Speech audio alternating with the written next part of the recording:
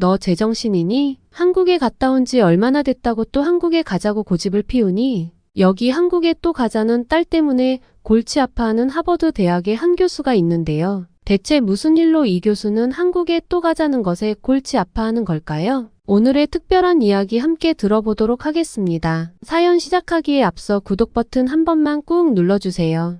안녕하세요. 저는 하버드 대학교 경제학과 교수로 재직하고 있는 에드먼드 리버스입니다. 지난 여름에 딸 라일라의 적극 추천으로 다녀온 한국 여행이 세상을 바라보는 저의 관점을 크게 바꾸는 계기가 될 줄은 몰랐습니다. 강의실에서는 학생들에게 한국에 관한 이야기를 자주 하다 보니 교수님은 한국 홍보대사냐는 말을 듣기도 해요. 한국을 여행하면서 받았던 감동의 순간들을 여러분과 함께 나누고 싶어 이렇게 글을 씁니다. 하버드대 교수인 저는 지난 20년간 거시경제학과 통화정책을 연구해 왔으며 미국 연방준비제도와 재무부의 자문위원으로 활동하고 있어요. 2008년 글로벌 금융위기 당시 연방준비제도의 양적 완화 정책 수립에 참여했었고, 최근에는 포스트 팬데믹 시대의 인플레이션 대응 전략을 제안하는 등 미국 경제정책 부분에 도움을 주고 있습니다. 제가 준비해왔던 디지털 시대의 통화정책 변화에 관한 연구 논문이 드디어 학술지에 게재 승인을 받았고,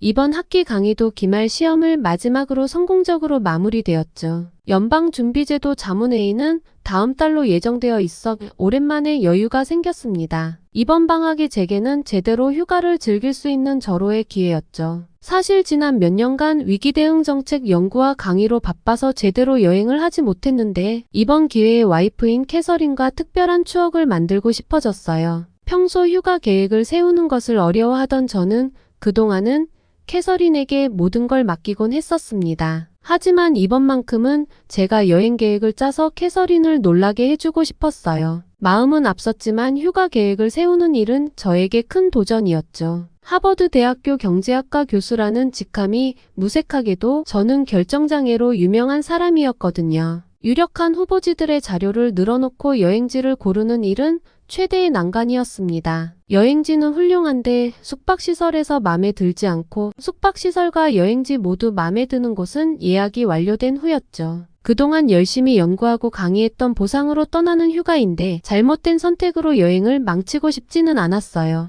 에드먼드, 올해 휴가는 어디로 가기로 했어? 교수 휴게실에서 커피를 마시며 동료들과 이야기를 나누던 중에 질문이 나왔어요. 저는 아직도 결정하지 못했다고 솔직히 털어놓았죠. 그때 동아시아 언어학과의 타일러 교수가 갑자기 눈을 반짝이며 말했습니다. 일본을 적극 추천하네. 지금이 최고의 타이밍이야. 엔화 가치가 역대 최저라서 호텔을 포함한 모든 게 저렴하다는 말과 함께 일본은 어딜 가도 쓰레기 하나 없이 깨끗한 데다 온천을 비롯한 유명 관광지도 셀 수 없이 많다고 했어요. 일본에 여행 갈 걸 생각하니 벌써부터 신난다면서 말이죠. 나는 이번에 아내와 함께 교토의 전통 료칸에서 지내기로 했어. 타일러 교수의 열정적인 추천을 들으며 저는 잠시 생각에 잠겼어요. 사실 타일러 교수는 일본인이며 미국 이민자로 일본식 이름을 아예 포기한 사람이었죠. 자신의 뿌리인 일본 여행을 엔저라서 이익이라고 신나하는 모습에 살짝 정나미가 떨어지더라고요. 저도 경제학을 연구하는 사람이지만 저렇게까지 계산적이진 않거든요. 게다가 일본은 지진도 잦은 나라로 유명하잖아요.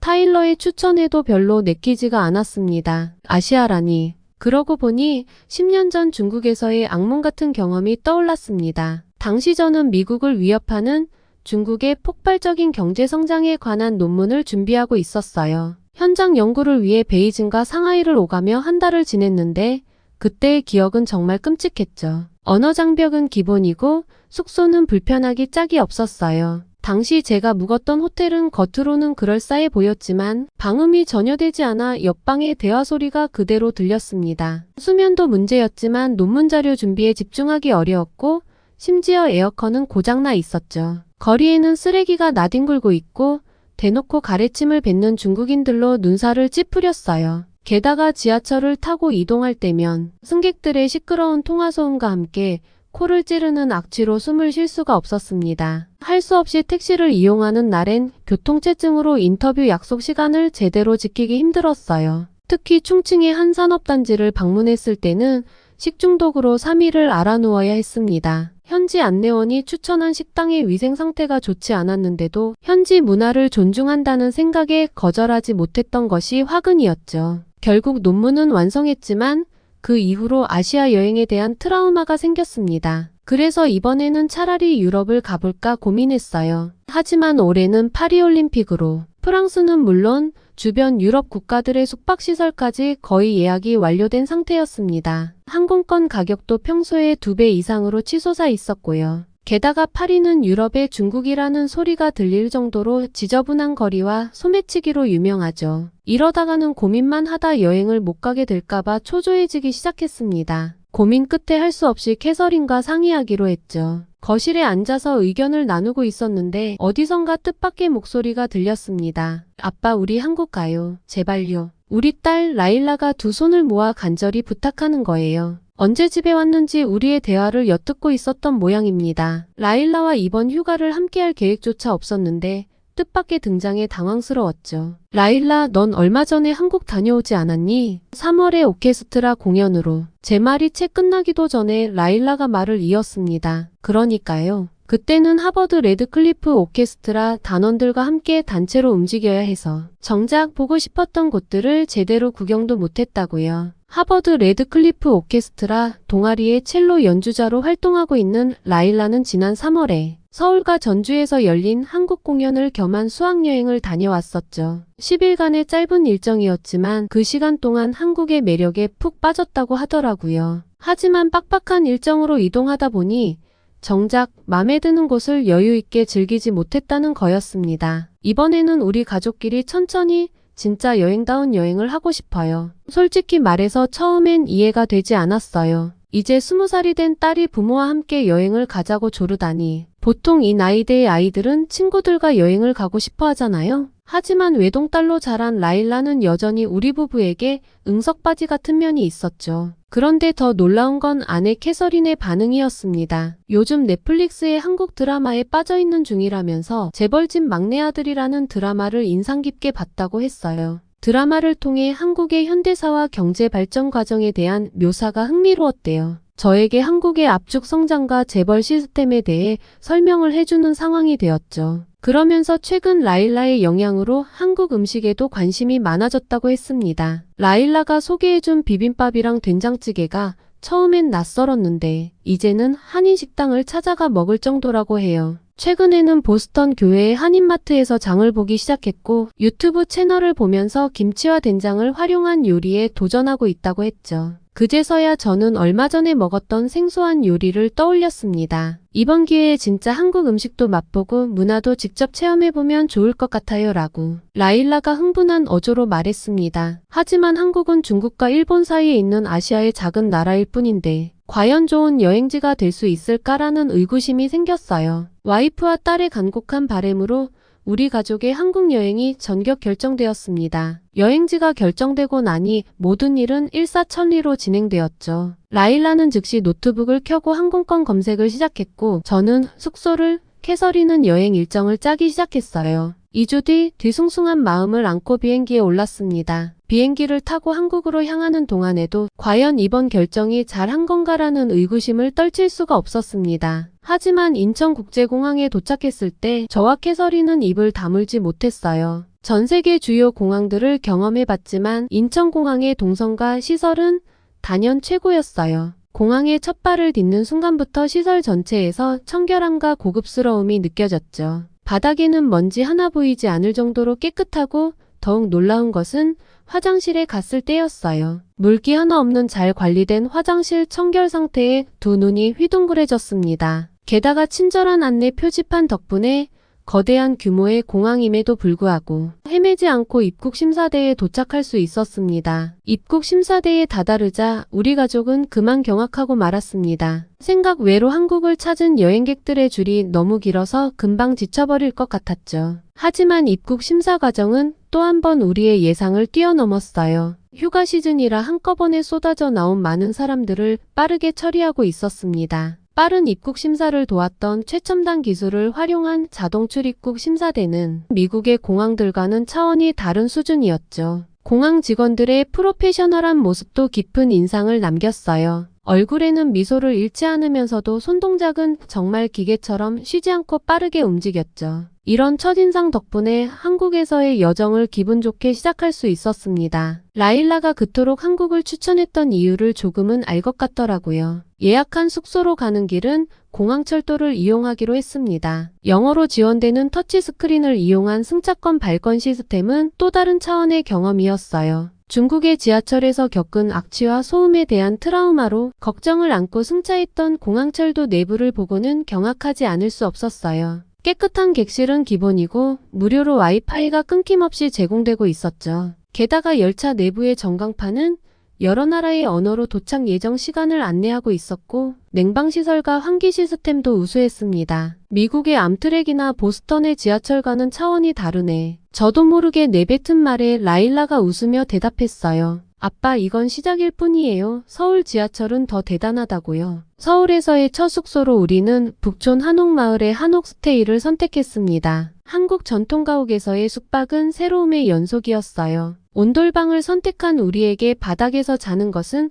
완전 새로운 모험이었죠. 하지만 두꺼운 요란은 이불 덕분에 편안한 휴식을 취할 수 있었습니다. 이게 바로 제가 봄에 경험했던 온돌방이에요. 지금은 여름이라 난방이 안 되지만 겨울에는 바닥이 따뜻해 밖에 나가고 싶지 않을 정도라는 거예요. 한옥 특유의 가옥 구조는 에어컨을 켜지 않았는데도 어디선가 불어오는 시원한 바람을 느낄 수 있게 설계되어 있다는 점에서 한국 선조들의 지혜를 엿볼 수 있었죠. 다음날 우리는 경복궁 관람을 시작으로 본격적인 서울 여행을 시작했습니다. 웅장한 궁궐 건축과 아름다운 정원을 둘러보며 한국의 역사와 문화를 체험했어요. 특히 수문장 교대식은 인상적이었습니다. 화려한 전통 의상을 입은 수문장들의 위엄있는 발걸음과 정확한 동작이 마치 타임머신을 타고 과거로 돌아간 것 같은 느낌을 주었어요. 점심은 라일라가 추천한 삼계탕을 먹기로 했는데요. 무더운 여름에 뜨거운 국물 요리도 모자라 물에 빠진 닭이라니. 떨떠름해하는 우리 부부의 표정을 살피던 라일라가 까르르 웃으며 말했죠. 자신도 처음 삼계탕을 접했을 때 꼭 우리와 같은 표정이었다고요. 막상 국물을 한 입 먹고 나니 이유를 알 것 같았습니다. 진한 국물의 깊은 맛과 젓가락으로 살짝만 건드려도 떨어져 나오는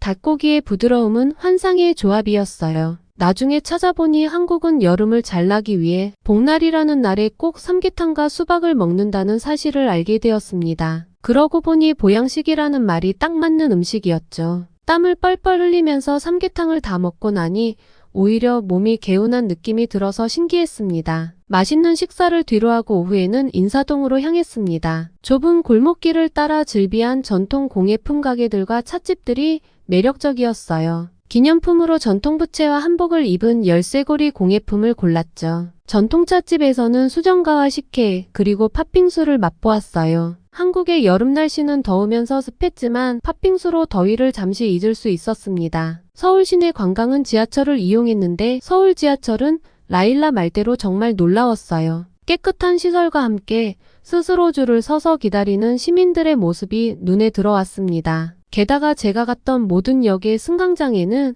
스크린도어가 설치되어 있는 것을 보았는데 승객들의 안전을 생각한 부분이 인상적이었죠. 특히 노약자석과 임산부석을 따로 지정해 놓은 것과 전동차 안에서 조용히 휴대폰을 사용하는 매너는 배울 점이 많다고 생각했어요. 뉴욕이나 보스턴의 지하철과는 하늘과 땅 차이네요. 캐서린의 말에 저도 깊이 공감했습니다. 그런데 우리가 지하철에 감탄하고 있을 때 라일라가 갑자기 자리에서 벌떡 일어서는 거예요. 영문을 몰라 두 눈을 크게 뜨고 라일라에게 어깨를 으쓱해 보이는데 한 어르신이 라일라가 일어선 자리에 앉으시는 걸 보았습니다. 지하철에서 내리면서 라일라에게 영문을 물으니 지난번 방문했을 때 한국인 친구에게 배운 거래요. 노약자석이 따로 있지만 한국에서는 이게 자연스러운 것이래요. 우리 딸 한국 사람 다 됐네라며 농담을 하긴 했지만 한국의 예절 문화는 정말 부러웠습니다. 서울에서의 마지막 날 저녁에는 한강공원으로 향했어요. 서울이 세계에서 가장 안전한 도시 중 하나라는 기사를 본 적이 있기도 하고 라일라가 한강에서의 치맥이 이번 여행의 버킷리스트 중 하나라며 강력히 추진하는 바람에 늦은 시간에 산책도 계획에 넣었죠. 놀랍게도 밤 10시가 넘은 시간인데도 공원은 활기가 넘쳤어요. 자전거를 타는 사람들과 강변을 조깅하는 시민들, 그리고 치맥을 즐기는 연인들. 모두가 자유롭고 평화로운 분위기 속에서 저마다의 여유를 즐기고 있었습니다. 우리도 근처 치킨집에서 양념치킨을 포장해 강변에 자리를 깔고 앉았어요. 시원한 강바람을 맞으며 먹는 치킨의 맛은 평생 잊지 못할 것 같습니다. 치맥을 즐긴 후 산책을 하고 나니 출출해서 들른 편의점에서 또 다른 문화 충격을 경험했어요. 24시간 영업하는 것도 놀랍지만 즉석 라면을 조리해 먹을 수 있다는 게 신기했습니다. 아빠, 우리 컵라면 먹어볼까요? 제가 추천하는 건 이거예요. 라일라가 고른 컵라면은 얼큰한 맛이었는데 매운 걸 못 먹는 우리 부부는 순한 맛의 라면을 선택했습니다. 편의점 직원이 친절하게 라면 조리기 사용법을 알려주었죠. 한밤중 야외 테이블에서 호흡으로 먹는 라면은 소소하게 일탈하는 기분을 느끼게 해주었어요. 게다가 뜨거운 국물과 함께 먹는 라면의 면발은 단순한 인스턴트 음식 이상의 맛이었습니다. 한강공원에서의 여유로운 시간을 보내고 숙소로 돌아가려는 순간 캐서린의 당황한 목소리가 들렸어요. 여권이랑 지갑이 있는 가방이 없어졌어요. 최근 갱년기 증상으로 가끔 물건을 놓고 오는 일이 잦았던 캐서린이었지만 이번엔 상황이 심각했습니다. 내일이면 서울을 떠나 부산으로 가야 하는데 여권을 분실했다니 머릿속이 하얘졌죠. 서울은 치안이 안전하다는 말에 가방을 들고 나온 게 화근이라며 자책하는 캐서린을 보니 화를 낼 수도 없었습니다. 라일라가 재빨리 휴대폰을 꺼내 우리가 찍은 사진들을 확인하기 시작했어요. 편의점에서 라면 먹을 때까진 엄마가 가방을 들고 있었어요. 그런데 그 후에 찍은 산책 사진엔 가방이 없네요. 사실 저는 거의 포기하고 있었습니다. 지금까지의 경험상 잃어버린 물건을 다시 찾는 건 거의 불가능했거든요. 그래도 마지막 희망을 걸고 편의점으로 달려갔죠. 다행히 아까 라면 조리법을 친절하게 설명해 주었던 직원분이 계셨어요. 사진 속 가방을 보여드리며 혹시 보지 못했는지 물었습니다. 그런데 그 직원에게서 뜻밖의 대답이 돌아왔죠. 아, 그 가방이요? 조금 전에 어떤 분이 가져오셔서 주인을 찾아달라고 하셨어요. 하면서 가방을 건네주는 게 아니겠어요. 놀란 가슴을 쓸어내리며 직원에게 고맙다는 말을 여러 차례 건네자 그 직원은 별일 아니라는 듯한 표정을 짓더라고요. 그 순간 저는 한국이란 나라가 얼마나 특별한지 다시 한번 깨닫게 되었습니다. 물론 가방 안의 물건들은 모두 그대로 있었죠. 뒤따라온 라일라가 한마디 했어요. 한국에선 물건을 잊어버려도 그 자리에 있을 확률이 매우 높아요. 서울에서의 드라마틱한 마지막 밤을 보내고 다음날 우리는 KTX를 타고 부산으로 향했어요. 300km가 넘는 거리를 2시간 반 만에 주파하는 고속철도의 속도와 안정성이 놀라웠습니다. 차창 밖으로 펼쳐지는 한국의 아름다운 산세와 들판이 파노라마처럼 펼쳐졌어요. 부산역에 도착해서 주위를 살펴보니 서울과는 다른 느낌의 도시였습니다. 부산에서 처음 맞닥뜨린 것은 도시 전체를 감싸는 따뜻한 정이었습니다. 해운대로 이동하는 택시에서 만난 기사님은 유창한 영어로 부산의 명소들을 추천해 주셨어요. 해운대에서는 무조건 돼지국밥을 먹어보라는 말씀도 하셨죠. 기사님이 추천해 주신 40년 전통의 돼지국밥집은 잊지 못할 추억이 되었습니다. 맑은 국물에 돼지고기와 부추가 어우러져 있었고 함께 먹은 깍두기는 그 맛을 더 증폭시켰어요. 서울에서 먹었던 삼계탕과는 또 다른 매력을 가지고 있었죠. 식사를 마치고 해운대 해변을 산책하는데 도시 바로 옆에 이렇게 아름다운 해변이 있다는 게 신기했어요. 더운 날씨에도 불구하고 파라솔 아래에서 휴식을 취하는 사람들과 서핑을 즐기는 젊은이들의 모습이 여유로워 보였습니다. 저녁에 들른 광안리 해변에서의 추억도 오래 남았어요. 광안대교의 화려한 조명이 만드는 야경은 그야말로 환상적이었습니다. 해변가에서 맥주를 마시며 바라본 야경은 홍콩이나 시드니의 그것과는 또 다른 매력이 있었어요. 파도 소리를 배경음으로 하고 화려한 광안대교를 바라보며 마시는 맥주는 낭만 그 자체였어요. 이런 게 바로 힐링이구나 하는 생각이 절로 드는 순간이었죠. 게다가 광안대교를 지나는 유람선에서 쏘아올린 작은 불꽃쇼는 우리의 탄성을 자아냈습니다. 부산에서의 마지막 날 광안리 해변의 포장마차에서 맛본 해물파전과 소주도 잊을 수 없어요. 바다 내음 가득한 신선한 해물과 바삭한 파전의 조화는 그야말로 환상적이었죠. 주변 테이블에서 들려오는 즐거운 웃음소리와 따뜻한 인심으로 서비스해주신 주인 아주머니의 정. 이것이 바로 한국의 정이구나 하는 생각이 들었습니다. 마지막 여행지는 제주도였어요.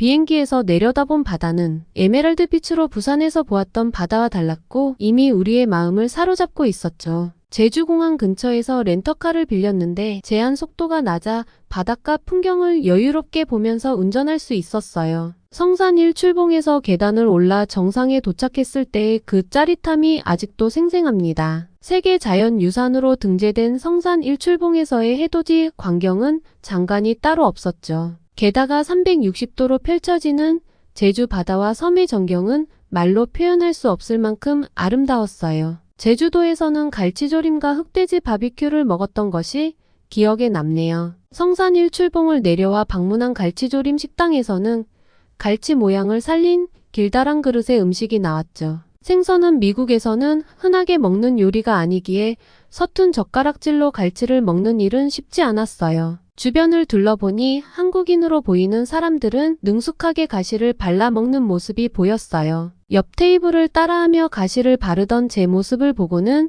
식당 직원이 조금 도와주시기도 하셨죠. 갈치조림은 제 입맛에 너무 잘 맞았습니다. 달콤하면서도 짭짤한 맛이 지금도 생각나네요. 제주도에서의 둘째 날 저녁엔 흑돼지 바비큐에 도전했습니다. 우도에 갔다가 만난 현지인이 강력히 추천한 흑돼지 전문점을 찾았는데 이곳은 구글 리뷰에서 외국인들 사이에 4.8점이라는 놀라운 평점을 받고 있는 곳이었어요. 가게에 들어서자 숯불향과 고기 굽는 소리가 식욕을 자극했습니다. 테이블마다 설치된 환풍기는 연기 없이 깔끔하게 고기를 구울 수 있게 해주었죠. 우리가 주문한 흑돼지 오겹살은 보통의 돼지고기와는 확연히 달랐어요. 대리석처럼 균일하게 퍼진 마블링과 붉은 빛을 띠는 살코기는 보기만 해도 특별해 보였습니다. 직원이 숯불에 고기를 굽기 시작하자 기분 좋은 지글지글 소리와 함께 고소한 향이 퍼졌어요. 특히 인상적이었던 것은 고기를 굽는 방식이었습니다. 가위를 이용해 적당한 크기로 자른 후 숯불의 온도에 따라 위치를 조절하며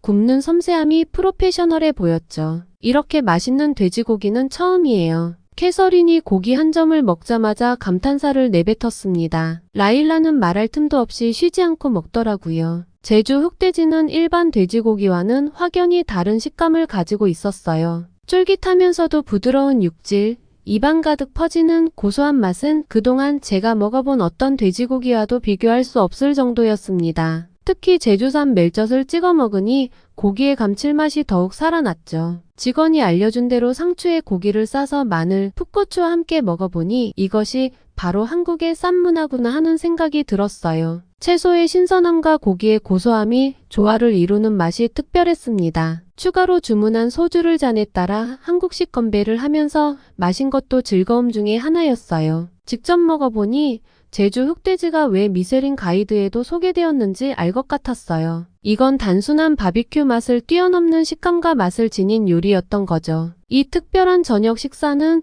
우리 가족의 제주도 여행을 완벽하게 만들어 주었습니다. 우리는 제주의 마지막 밤을 애월의 한 해변에서 보냈습니다. 식사를 마치고 들른 한 카페에서 라일라가 말했어요. 아빠 이제 알겠죠? 제가 왜 한국에 다시 오고 싶었는지. 석양에 물든 바다를 바라보며 커피를 마시는 동안 이번 여행이 우리 가족에게 얼마나 특별한 의미를 가져다 주었는지 생각해보게 되었어요. 여유로운 휴식과 한국인의 정을 느낄 수 있었던 소중한 시간이었습니다. 2주간의 여행을 마치고 미국으로 돌아와서는 동료 교수들과 여행 이야기를 나누게 되었어요. 인사동에서 산 기념품을 타일러 교수에게 건네자 그는 한숨을 쉬며 자신의 일본 여행 이야기를 털어놓았습니다. 에드먼드 정말 현명한 선택을 했네. 내 일본 여행은 완전히 망했어. 지진과 태풍 때문에 일정의 절반을 날렸고 간신히 방문한 관광지에는 한꺼번에 몰려든 관광객들로 너무 붐볐다고 해요. 앞사람 뒤통수만 보며 걷다 보니 추억할 만한 것들도 없다고 푸념을 늘어놓더라고요. 한국을 다녀온 자네가 부러워. 타일러 교수의 이야기를 들으며 저는 라일라의 제안을 받아들인 것이 얼마나 큰 행운이었는지 다시 한번 실감했습니다. 한국은 단순한 관광지가 아니었어요.